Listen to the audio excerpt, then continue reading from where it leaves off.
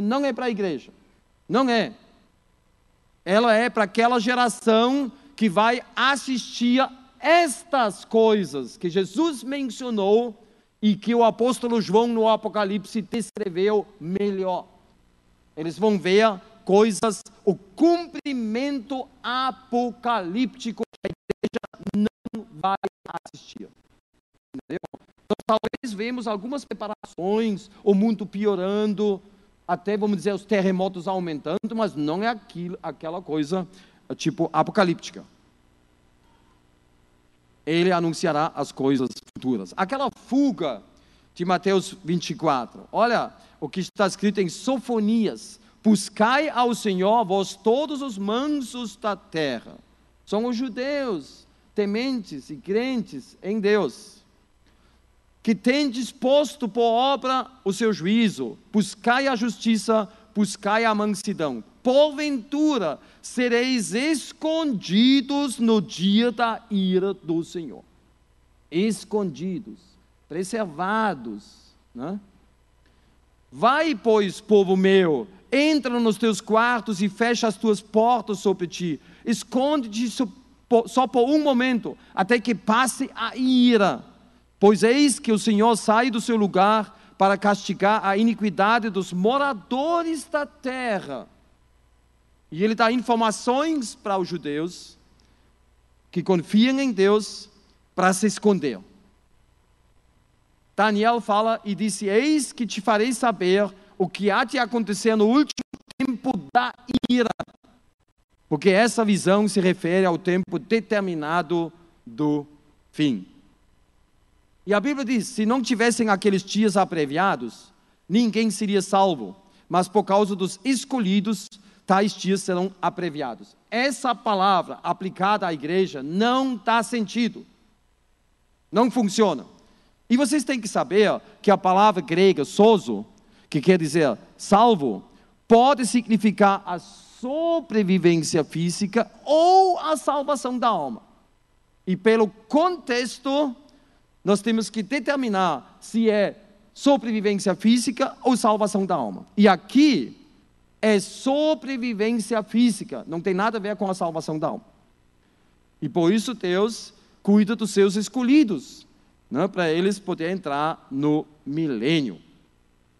Apocalipse 12 diz, eu já mencionei isso, que Deus vai salvar e proteger uma parte do povo judeu. Todos que vão fugir vão mostrar o sinal da fuga. Ele vai pegar e vai esconder lá naquela oásis, que vai ser um lugar onde a serpente, fora da vista da serpente, fora do alcance da serpente. Olha, Deus é o proclamador divino. Se concorda? Quando o homem caiu, Deus reprogramou toda a natureza. E a terra foi parcialmente amaldiçoada. Os animais mudaram o seu comportamento. E piorou muito depois do dilúvio. Deus pode fazer coisas incríveis. Vocês se lembram? Aquele Ló, que não era grande coisa. Muitos de vocês iam até dizer que o Ló não era salvo. Mas olha, ele é chamado justo Ló. E quando ele queria proteger os 2 anjos materializados que vieram em forma humana, a Bíblia diz que ele fechou a porta, ele saiu para encontrar aquela multidão homossexual enfurecida e fechou a porta atrás de si. Sabe o que é isso? Missão suicida. Ele fechou a porta atrás dele para deixar os anjos em seguro. O que aconteceu? O que os anjos fizeram? Olha, o Ló tinha a chave, certo? Claro, se ele fechou a porta atrás dele. Eles, de repente, não sei como, puxaram o Ló para dentro. Você se lembra? Aí eles fizeram uma coisa com os moradores de Sodoma. O que eles fizeram? Eles bateram eles com cegueira, e eles eram, claro, eles não eram normais, né? Eles eram homossexuais, mas eles não acharam mais a porta. Eles sabiam de tudo, mas não acharam mais a porta. Isso não é engraçado? Isso é muito engraçado, gente. Imagina eles lá procurando a porta e não tinha mais porta. Mas na verdade tinha a porta, mas eles não enxergaram mais. Deus tirou a porta da percepção humana. Você entendeu? Deus pode fazer isso. Ele tirou hoje a dimensão celestial da percepção nossa. Não? Porque a dimensão de Deus, Deus não está longe de cada um. Está perto, mas nós não enxergamos. Não temos acesso. E assim o anticristo não terá acesso a esse lugar que vai ser uma mancha branca no mundo. Sem acesso, com toda a tecnologia, com todos os meios de transporte, o anticristo não pode fazer nada contra esse grupo. Já lemos isso, né? Ele vai perseguir os santos, mas haverá um lugar onde não há perseguição. E isso, escuta bem, é o privilégio dos judeus que voltaram para Israel, que fizeram aliar e que durante a tribulação vão aceitar Jesus como seu Salvador, porque as duas testemunhas vão pregar, os 144 mil, os anjos, e eles terão esse privilégio que Deus vai proteger esses judeus de Israel. Olha, eu não vejo que Deus vai proteger outros. Nós conhecemos tudo, olha aqui de novo. Para um tempo, tempos e a metade de um tempo, quando tiveram acabado de despedaçar o poder do povo santo, cumprir-se-ão todas estas coisas. Tudo que Deus terminou e determinou. Consumir a transgressão, dar fim aos pecados, expiar a iniquidade, trazer a justiça ou salvação eterna, selar a visão e a profecia, ungir o Santíssimo. Então entenda. Os 7 anos apocalípticos, na verdade, não é uma nova dispensação, mas é a continuação do Antigo Testamento. Você entendeu? Porque faltam 7 anos para a história de salvação de Israel. Por isso, as duas testemunhas trabalham como Moisés e Elias, né? Com fogo, com pragas, fechar o céu, matar os seus inimigos. Você lembra do Elias? Quando o capitão veio com 50 homens e disse, ei cara, o rei está chamando, desce aí. Aí o Elias, bem frio, disse, olha, se eu sou um homem de Deus, agora vai cair o fogo do céu. 51 torrados. Aí veio o segundo, desce aí. Se eu sou um homem de Deus, 102 torrados. Aí veio o terceiro. Elias, por favor, não faça isso de novo. Ele bem humilde, ele foi junto. E as duas testemunhas vão aniquilar os seus inimigos com fogo, todos que vêm com a intenção de fazer mal. Isso é incompatível com a igreja de Jesus. O que hoje nós devemos fazer com os nossos vizinhos, com os nossos inimigos? O que a Bíblia diz? Amar, até abençoar aqueles que nos perseguem. Você não pode desejar fogo do céu, entendeu? Como os discípulos fizeram, você lembra, no Evangelho? Então isso é incompatível. E eles matam os seus inimigos. Eles terão um poder. Pode até ser que esses dois vão subir o monte do templo, lá ao lado do muro das orações.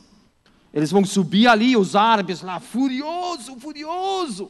E eles vão chegar com os amigos do templo, com aqueles judeus, e vão subir, e os árabes não podem fazer nadinha, e eles vão realizar a reconstrução do terceiro templo.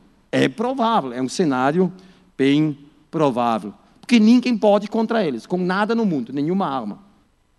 Então, e a mulher fugiu para o deserto, onde já tinha lugar preparado por Deus, para que ali fosse alimentada durante 1260 dias. Antes ouvimos 42 meses, agora temos 1260 dias, que são 3 anos e meio. E quem não acredita isso, se lembra dos 40 anos que Israel peregrinou pelo deserto, que a Bíblia diz que Deus baixou a entropia naqueles 40 anos. O que quer dizer entropia? A Bíblia diz que a roupa não envelheceu, não gastou, e os sapatos também não gastaram. Imagina naquele deserto, quente, de noite frio, pedras afiadas. Os sapateiros ficaram desempregados naqueles 40 anos. E os alfaiates, os costureiros. Imagina que loucura! Um sapato 40 anos. Deus pode fazer isso. Ele alimentou eles com maná. Deus pode fazer qualquer coisa. E Ele vai fazer isso aqui 3 anos e meio. Aquele, porém, que perseverar até o fim, esse será salvo.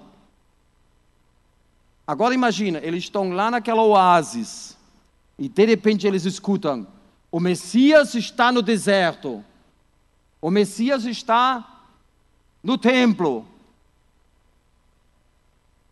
O diabo vai tentar tirar eles daquela oásis. Você tem que ler esses versículos a partir da vista daquele grupo protegido. O diabo quer tirar eles de lá. Por isso, quem perseverar até o fim, esse será salvo. Que também vale para os perseguidos no mundo inteiro. Perseverar até quando? Até que fim? Se você aplica isso à igreja, então você não tem mais certeza da salvação, entendeu? Até que fim eu tenho que perseverar? Agora estou muito preocupado. Talvez eu não vou perseverar, vou perder a minha salvação. Isso é muito sério. Depois do tempo, presta atenção, em que o sacrifício diário for tirado e posta a abominação desoladora lá no templo, haverá ainda quantos dias? 1290 dias, que são 3 anos e meio e mais um mês, certo? Eles têm que aguentar. Bem-aventurado que espera e chega até mais 3 anos e meio e mais um mês e meio. Isso não é para a igreja, é para as pessoas que estão lá na grande tribulação. Eles vão saber que não vai ser uma eternidade.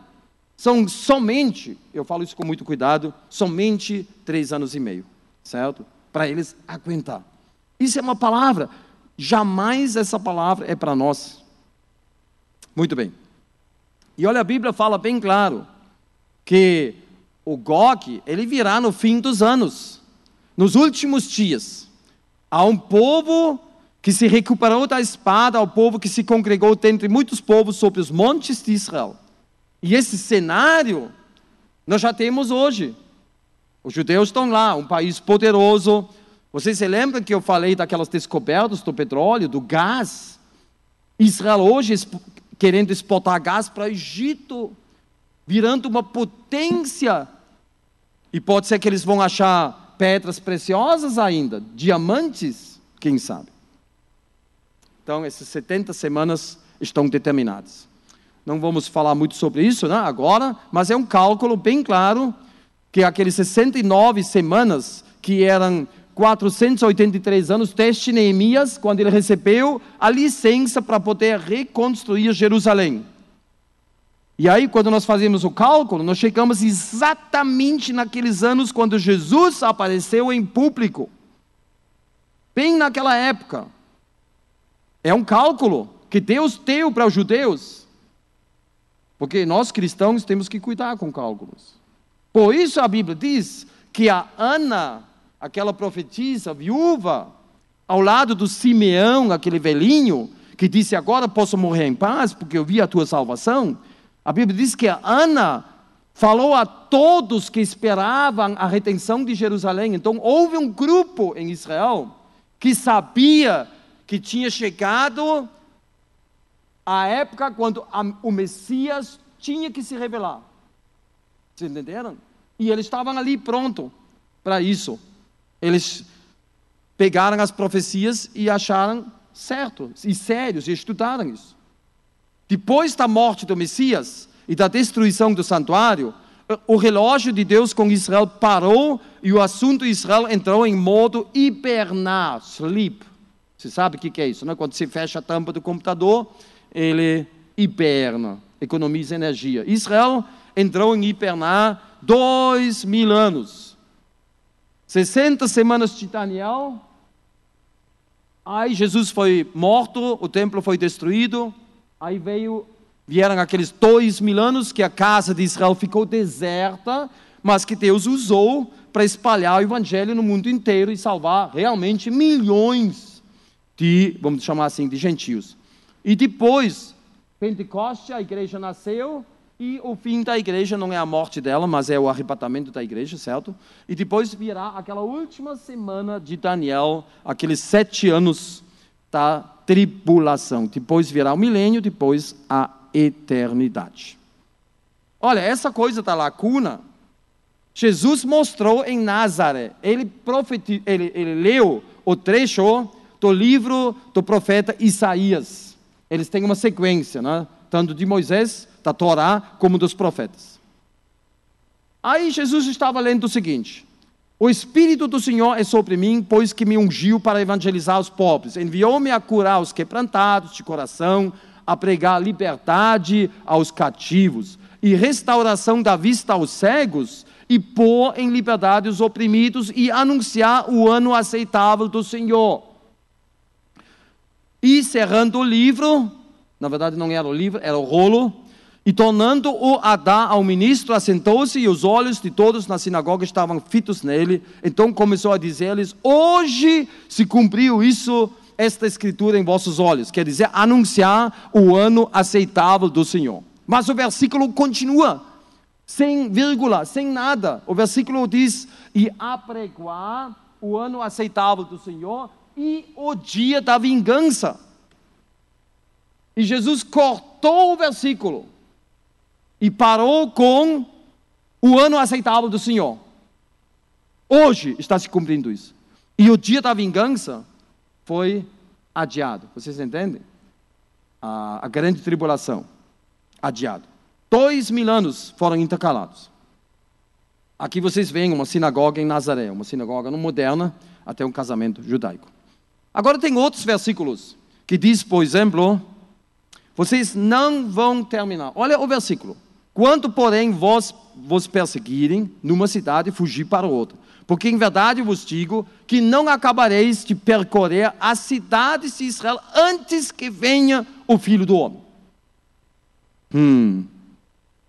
Então, Jesus deu para entender que voltaria ainda no 1º século. Olha, o C.S. Lewis, aquele grande escritor, ele falou, eu tenho isso documentado, que Jesus se enganou. Ele fala isso, literalmente, Jesus se enganou.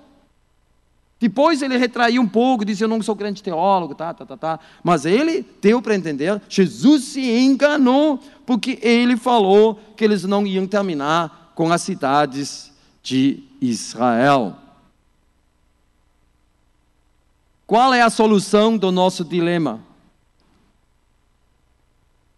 Que haverá uma continuação dessa história no futuro. Haverá de novo judeus percorrendo as cidades de Israel, certo? E eles não vão terminar e Jesus vai voltar. É lógico, tem que ser assim. E olha quando Paulo diz: porque não quero, irmãos, que ignoreis esse mistério, para que não sejais enganados em vós mesmos, que veio o endurecimento em parte a Israel, até que haja entrado a plenitude dos gentios. Isso é um processo muito comprido, já falei ontem. Até pregar o evangelho no mundo inteiro, no globo, imagina. Não é de hoje para amanhã. Só que o programa de Deus com Israel foi interrompido. Expôs Simão como Deus primeiro visitou os gentios, a fim de constituir dentre eles um povo para o seu nome. Esse nome é Eclésia. São gentios chamados para fora dos seus povos, né? Alguns brasileiros, alguns esquimós, alguns alemães, alguns americanos. Isso é o povo. Primeiro visitou os gentios. O que vem depois do primeiro? Muito difícil. O que vem depois do primeiro? Me ajuda. Segundo. Isso é difícil? Para muitas igrejas é muito difícil. Porque a Bíblia diz: cumpridas estas coisas, que é a plenitude dos gentios salvos, voltarei e reedificarei o tabernáculo caído de Davi. Quando a Bíblia fala Sião, Jacó, Davi, sempre é o Israel étnico, são os judeus, não a igreja.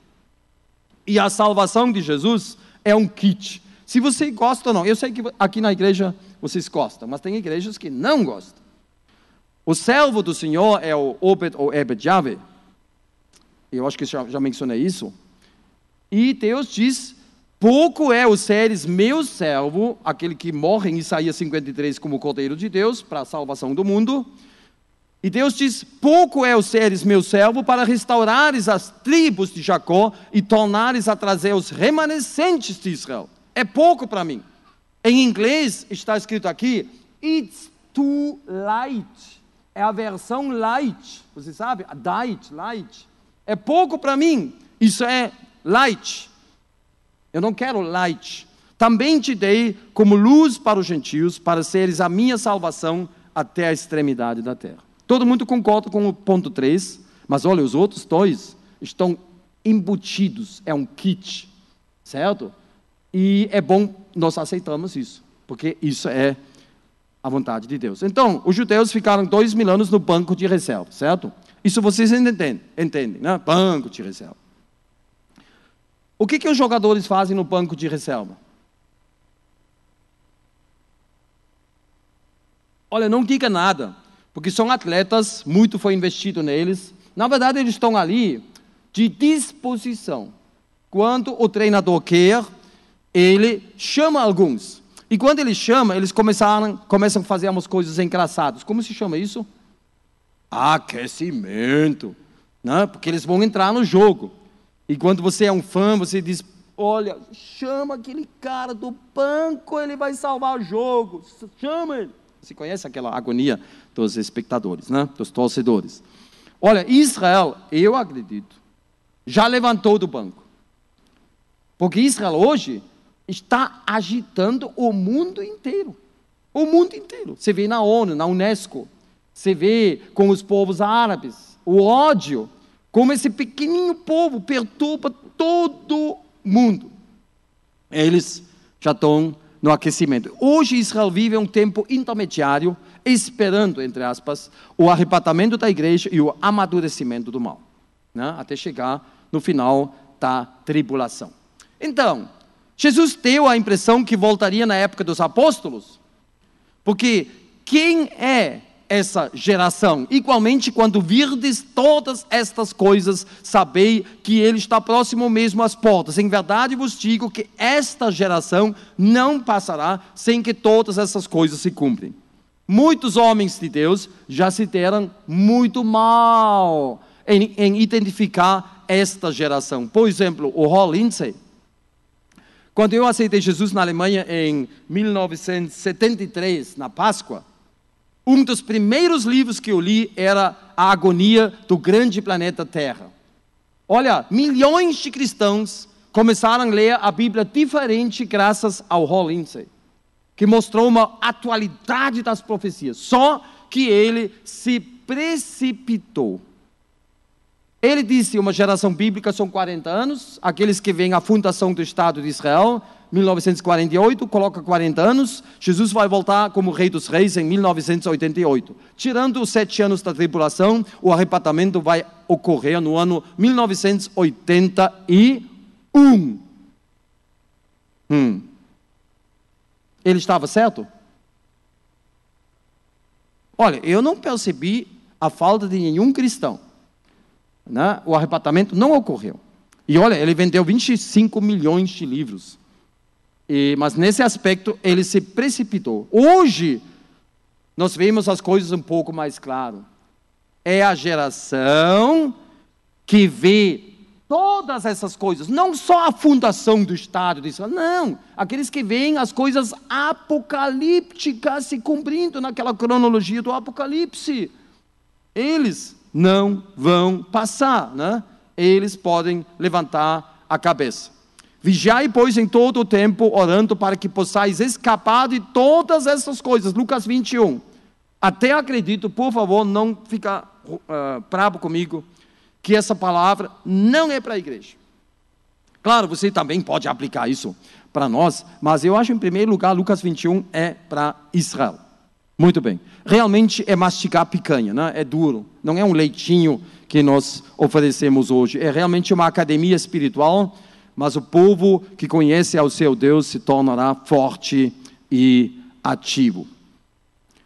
Muito bem. Então, olha, a Bíblia diz, porque o Filho do Homem há de vir na glória de seu Pai com os seus anjos, e então retribuirá a cada um segundo as suas obras. Em verdade vos digo, alguns dos que aqui estão, de modo nenhum provarão a morte, até que vejam vir o Filho do Homem no seu reino. Aqui exatamente temos esse problema, onde o C.S. Lewis diz, Jesus se enganou. Será? O que vem logo em seguida, depois de Mateus 16, 27 a 28? O que vem? A transfiguração. Jesus brilhou forte que nem o sol, o céu baixou aqui na terra com a Shekinah brilhosa, Deus pessoalmente falando daquela nuvem, eis meu filho amado. E a Bíblia até diz em Apocalipse 21, 23, a cidade não precisa nem do sol nem da lua, para lhe dar em claridade, pois a glória de Deus a iluminou e o Cordeiro é a sua lâmpada.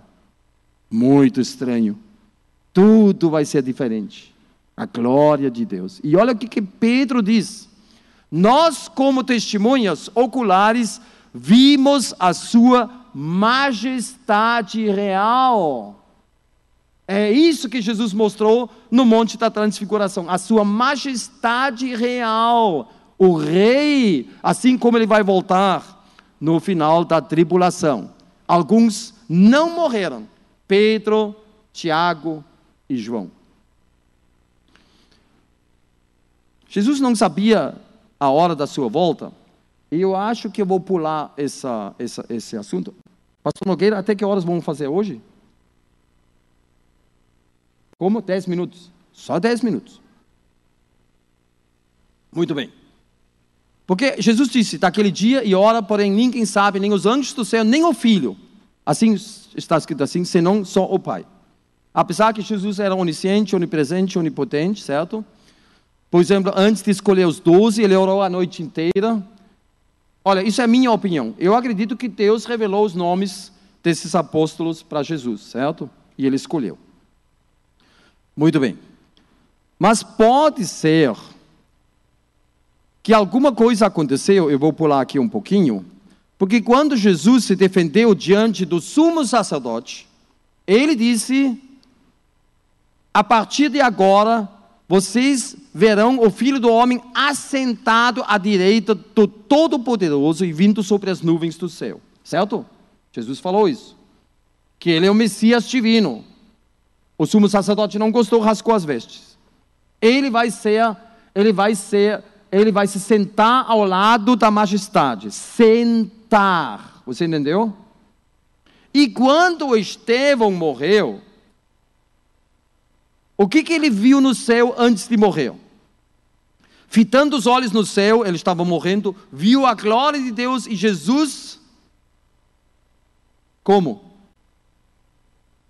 Em pé, à direita de Deus, e disse, eis que vejo os céus abertos e o Filho do Homem em pé, à direita de Deus. Muitos interpretam isso, que só depois da morte de Estevão, Jesus se sentou e o destino de Israel foi selado, acabou a festa, aquele refrigério, aquele reino não ia vir agora, foi tirado, adiado. Olha, já que ele viu Jesus em pé e não sentado, é uma pequena coisa teológica, que pode ser que o jogo estava muito aberto ainda, e Jesus falou que ele não sabia a hora nem o dia. É uma tentativa. Muito bem. Vamos nos perguntar ainda, chegando ao final, quem são os meus pequeninos irmãos, os pequeninos irmãos de Jesus? Porque ele vai separar os cabritos das ovelhas, né? Aquela separação. E ele diz, porque tive fome e me destes de comer, tive sede e me destes de beber. Era forasteiro e me acolhestes, estava nu e me vestistes, adoeci e me visitastes, estava na prisão e fostes ver-me. Será que Jesus pregou de repente um evangelho social de boas obras? Muitos homens de Deus já se enroscaram com esses versículos. Se enroscaram mesmo. E respondeu-lhes o rei, em verdade vos digo que sempre que o fizestes a um desses meus irmãos, mesmo dos mais pequeninos, a mim o fizeste. E aquele que der até mesmo um copo de água fresca a um desses pequeninos, na qualidade de discípulo, em verdade vos digo que de modo algum perderá a sua recompensa. Então, a única explicação é que são pessoas que vão ajudar judeus na grande tribulação. E você nota que haverá lugares onde até pessoas podem visitar um judeu preso. Então, o controle do anticristo não vai ser tão total no mundo inteiro. Haverá até guerras com o anticristo, com outros, e eles vão fazer bem aos judeus. Aquele semente da mulher que será perseguido, que o anticristo tem 3 anos e meio. Porque aquele que tocar em vós, toca na menina do seu olho. Vocês se lembram do Oskar Schindler? Ele tirou 1.200 judeus de Auschwitz. Talvez vocês assistiram à lista de Schindler.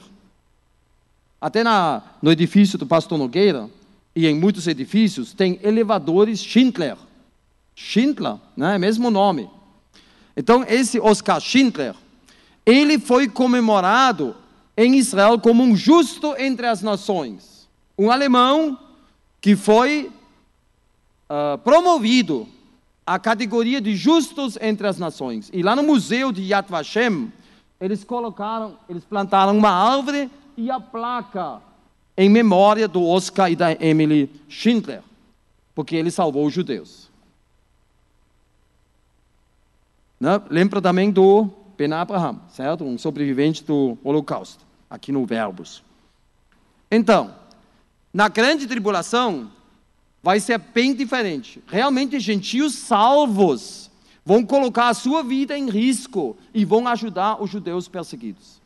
E Jesus vai honrar isso e vai colocar eles no outro lado. Não é um evangelho social, é bem claro que ali pessoas não judeus vão ajudar judeus perseguidos. O último ponto: olharão para mim e chorarão amargamente. João confirma que nenhum osso foi quebrado e na hora da crucificação se cumpriu Zacarias 12:10, olharão para aquele que foi traspassado. Isso é muito importante, porque muitas traduções judaicas não traduzem Zacarias 12:10 assim. Não traduzem assim. Nem o Salmo 22, que diz, traspassaram minhas mãos e os pés, eles traduzem diferente. Ultimamente foi achado, ou redescoberto, um pedaço de um rolo do Mar Morto, que mostra exatamente a diferença de uma letrinha em hebraico, que muda todo o sentido, que realmente mostra, que diz, traspassado as mãos e os pés. Claro que os judeus têm uma aversão, porque isso é muito óbvio que é Jesus. Então, aquele que foi traspassado. Em Apocalipse 1:7, eis que vem com as nuvens e todo olho verá, até mesmo aqueles que o traspassaram. Zacarias 12:10. E todas as tribos da terra se lamentarão sobre ele, sim, amém. Mishpachot haaretz quer dizer todas as tribos da terra. Pensando em Israel, pensando em Zacarias 12:10. Só que em muitas traduções, você pode traduzir também todas as nações do mundo. Não é errado, mas também não é bem certo. E aqui, então, aparecerá no céu o sinal do Filho do Homem, e todas as tribos da terra se lamentarão. Eu acredito que aqui o foco é realmente sobre as tribos de Israel, e não os povos da terra.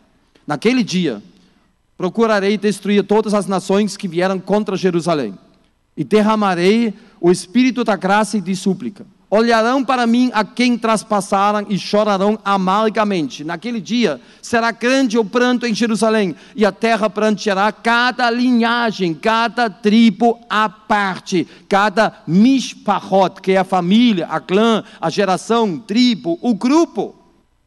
Então, quando a Bíblia fala todos os povos da terra lamentarão, eu acredito que a tradução se referindo a Zacarias 12:10, aqueles que o traspassaram, melhor é: todas as tribos da terra de Israel se lamentarão. Porque esse lamento é o arrependimento. Está escrito em Zacarias 12, 10 e adiante.